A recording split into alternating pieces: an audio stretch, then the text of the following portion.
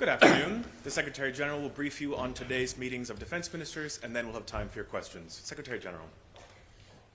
Good afternoon. NATO Defence Ministers met today to prepare for the Washington summit in July. Last year in Vilnius, we took major decisions to strengthen our deterrence and defence. Today, we accelerated work on resourcing our new defence plans and strengthening our transatlantic defence industrial base. This requires investment, and we are on the right track. I expect 18 allies to spend 2% of their GDP on defence this year, a six-fold increase from only 3 allies in 2014. In 2024, NATO allies in Europe will invest a total of $380 billion in defence. For the first time, this amounts to 2% of their total GDP. By the end of 2024, European allies and Canada will have added more than $600 billion for defence since we made the defence investment pledge in 2014.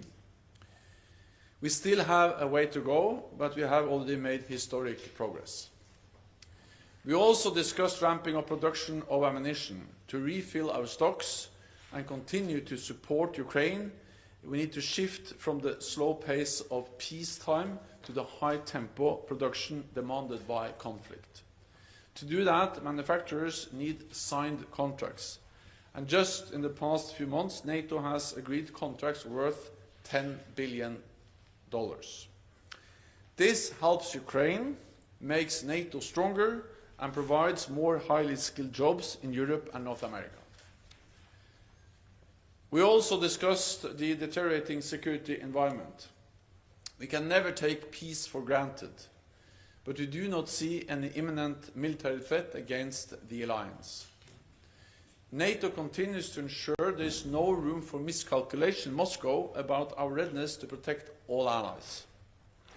Right now, we are conducting Steadfast Defender, the largest NATO exercise in decades, with approximately 90,000 forces from all 31 allies and Sweden, testing our ability to swiftly move forces across the alliance to defend our eastern flank. Today, we also met with Ukraine in the NATO Ukraine Council. Defence Minister Umrov briefed allies on the latest developments on the ground, and we addressed the importance of our continued support. Just in the past few days, we have seen new packages of aid announced by allies, including Canada, Finland and Norway, covering key capabilities like F-16 equipment and spare parts, as well as air defence. A group of allies is coming together with the goal of delivering 1 million drones to Ukraine. 20 NATO allies have also agreed to form a demining coalition. All of this will help to save Ukrainian lives. Together, NATO allies account for 99% of all military aid to Ukraine. And our continued commitment is essential to preserving Ukraine's freedom. Since Russia's invasion, the United States has provided Ukraine with around $75 billion in military, financial and humanitarian aid. Other NATO allies and partners have provided over $100 billion. So our support is an example of true transatlantic burden sharing. And it is making a real difference every day. Today, we decided to create a new NATO-Ukraine Joint Analysis, Training and Education Center in Bydgoszcz, Poland. It will allow Ukraine to share lessons learned from Russia's war, and it will create a structure for Ukrainian forces to learn and train alongside their allied counterparts. We will continue to stand with Ukraine for Ukraine's security and for ours. And with that, I'm ready to take a few questions. Start with the Wall Street Journal here in the third row, please. Dan Michaels with the Wall Street Journal. Two questions. Were the ministers briefed at all on this Russian space launch that apparently has either nuclear weapons or nuclear powered?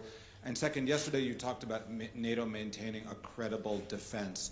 I'm curious whether the ministers talked about how NATO can maintain its credibility, especially when a significant number of politicians in the US are vocally criticizing NATO and raising doubts about US commitment to it. Thank you. So I will not comment on the latest reports which are referred to, not least in US media. What I can say is that in NATO we are constantly exchanging intelligence between NATO allies, and we are, of course, always monitoring all potential threats in all domains from all directions. And I have nothing more to say about that now. Then on the issue of US support for NATO. Of course, we are 31 democratic nations on both sides of the Atlantic, and as long as this alliance has existed, there have been different views and discussions also about NATO within NATO allies. When we look at the opinion polls, there is record high support for NATO, both in North America, United States, Canada, and in Europe. And I'm confident that NATO will remain the strongest and most successful alliance in history, and I expect the United States to continue to be a staunch ally for at least 3 reasons. First, it is in the national security interest of the United States to have a strong NATO. Second, there is actually broad bipartisan support for NATO in the United States. And thirdly, the criticism in the United States is not primarily against NATO. It's against NATO allies not spending enough money on NATO. And then actually we have a very good story to tell, because for many years it was a valid point and a fair case to raise from the US side that European allies and Canada did not spend enough. But things have really changed with increased defense spending across Canada and Europe, and with now record high investments in Europe and Canada, and more allies are meeting the 2% target. It is in the US interest to have a strong NATO because no other major power has anything like NATO, more than 30 friends and allies. And that makes the US stronger. The US accounts for 25% of the world's GDP. Together with NATO allies, we account for 50% of the world's economic might and 50% of the world's military might. And we have to remember also that the US have never fought alone in a war. They've always been there together with all the other allies, from the Korea War to Afghanistan. And we have to remember that the only time we invoked Article 5 was after an attack on the United States, and hundreds of thousands of soldiers from Canada and from Europe fought alongside US soldiers, and many of them paid the ultimate price. So it is in the national security interest of the United States to maintain NATO as the most successful alliance in history, and therefore I'm confident that the US will do so. Go to the BBC in row 3 over here, please. Thank you, Secretary General. You said earlier today that you expect the US House of Representatives to approve the military aid package to Ukraine. I just wonder, what gives you that expectation? Is it more hope that you have than expectation? And would you go as far as to say, without US military aid to Ukraine, it could prove fatal for its defences? We're seeing what's happening in Avdiivka at the moment, with the Russians making advances surrounding the city, and Ukraine not having enough ammunition. I expect the US Congress to agree a package for Ukraine because there is a broad majority in the Congress for supporting Ukraine. And I visited the United States and spent much time also in the Congress meeting politicians from both sides of the aisle, and they confirmed the message that actually there is a broad support for Ukraine. And I expect that this majority in the Congress, in one way or another, will be reflected in the decision.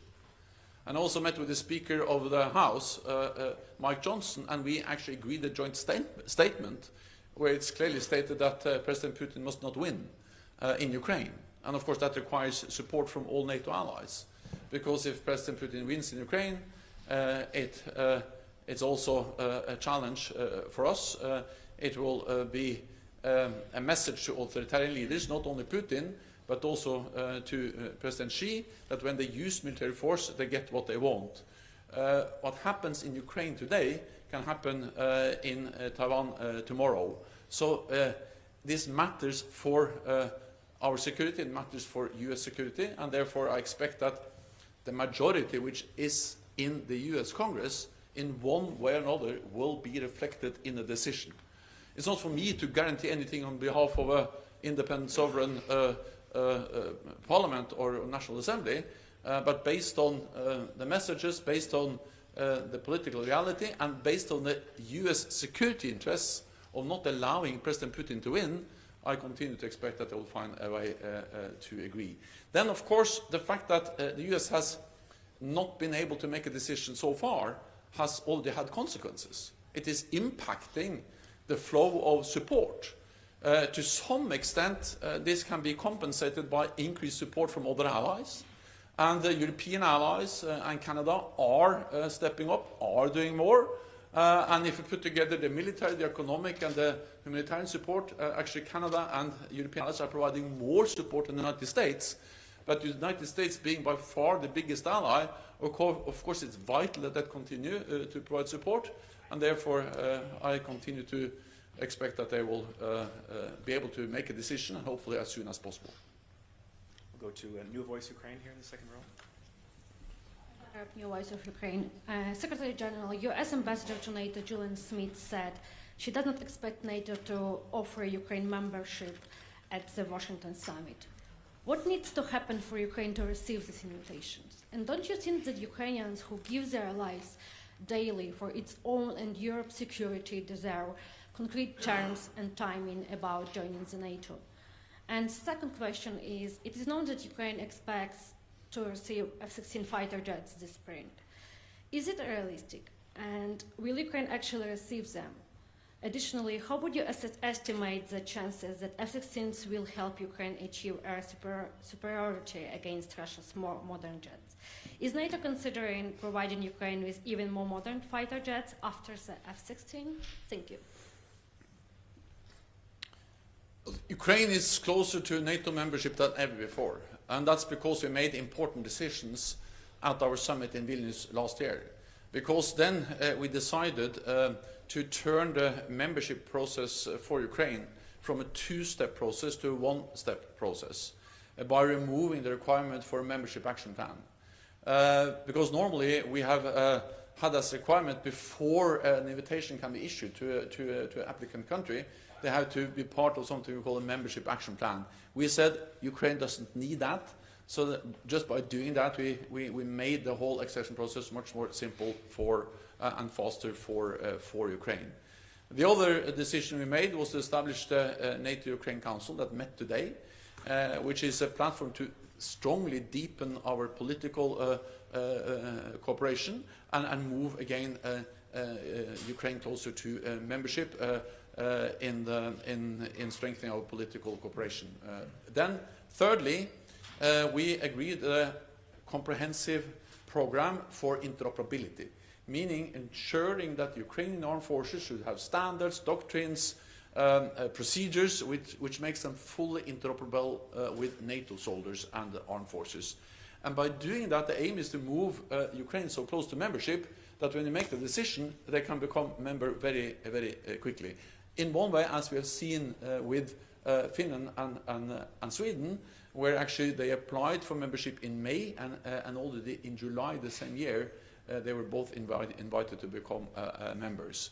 Then actually today, we decided to establish the Joint Evaluation and Training Center, yet another tool to ensure that we will bring Ukraine to that level where they very quickly can become a full member of the alliance. Then, of course, an invitation will be made when all allies agree and the conditions are met. we are now moving closer and closer to that point. Go next to Efe in the third row in front of me here, please. Yeah, to be honest, I forgot that question. Well, F-16s, I think that's a big contribution by NATO allies to provide Ukraine with F-16s. And of course, these planes also have a lot of modern equipment systems, which makes the F-16s a very potent and important weapon for Ukraine. The effort now, and that was addressed in the meeting, is that Denmark and Netherlands are leading the effort, supported by many other allies, Belgium, Norway and others, to provide the training, to provide the spare parts, to provide the technical assistance, the maintenance capabilities, to actually make the F-16s a sustainable and important capability for Ukraine. There is no silver bullet. There is not one system that will change completely the situation on the battlefield or in the air. But well-trained, well-equipped, well-maintained F-16s will add significantly to the Ukrainian fighting capability. That also gives me, what should I say, an opportunity to highlight another thing when it comes to burden sharing on support for Ukraine. Not only are European allies and Canada providing substantial support, and actually more support in total than the United States to Ukraine, but they are also leading the way on many of the weapons. There were Europeans that were first to deliver battle tanks, first to deliver long-range missiles, first to deliver cruise missiles, and the Europeans have also been leading the way when it comes to delivering fighter jets to Ukraine. So the message is that the support for Ukraine is not the United States is doing alone. It's something actually NATO allies, Europe, Canada and the United States are doing together, and therefore we should continue to do together, all of us, because it matters for our security. We have time for just one or two more. We'll go back to Efe here, please, third row. Julio Galvez from the Spanish news agency EFE. If you could give any more details about this new joint center, for example, where it will be located, how many soldiers will it be possible to train, and when it will be launched? It will be located in Bydgoszcz, Poland. Then it remains to be decided on many of the details. What we have made now is the political decision, and then we need to implement that decision in the coming weeks and months. So today's decision is the start of a process. The training center will enable Ukraine to share lessons learned from the Russian war. This will benefit them and us, and it will also create a platform, a framework to train alongside allied, NATO allied troops. Our expert will now work on the details, and I expect NATO leaders will take the final decision later on this year. And we'll go to Romanian National Radio in the fourth row, please. Thank you. Bogdan Sopescu, Radio Romania. There is a multiple allied naval presence around Europe, including in Baltic and North Sea. On the other hand, in the Black Sea we have just Romanian, Bulgarian and Turkish presence, no other ally. And that in spite of the need for deterrence, for demining, for protecting the critical infrastructure. And when I'm asking that, I'm taking into account the Montreux Agreement, but still.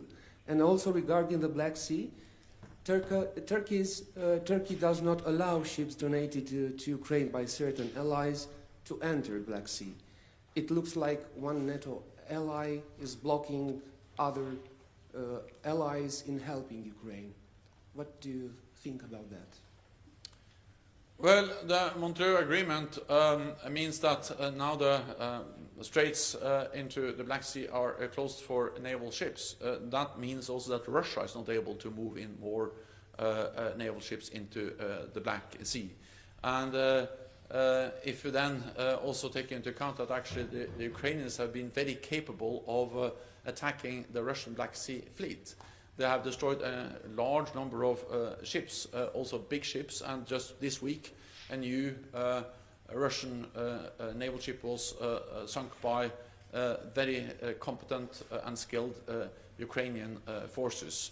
What I welcome is that Bulgaria, Romania and Turkey, three NATO allies and littoral states to the Black Sea, are actually working together on demining, and that was also mentioned in the meeting today, and also that, the combination of what these three NATO allies do, also allowing Ukraine to use their territorial waters, and the great victories that Ukraine has achieved in the fight against the Russian Black Sea Fleet. Ukraine has actually been able to open a route, a sea route, along also Romania, Bulgaria, and Turkey, that has enabled them to export significant amounts of grain and other products through the Black Sea. So I think we should continue the close cooperation between NATO allies, continue to support the efforts of Ukraine to push back the Russian Black Sea Fleet, and continue to respect the Montreal Agreement. That's all we have time for. Thank you very much. Thank you so much.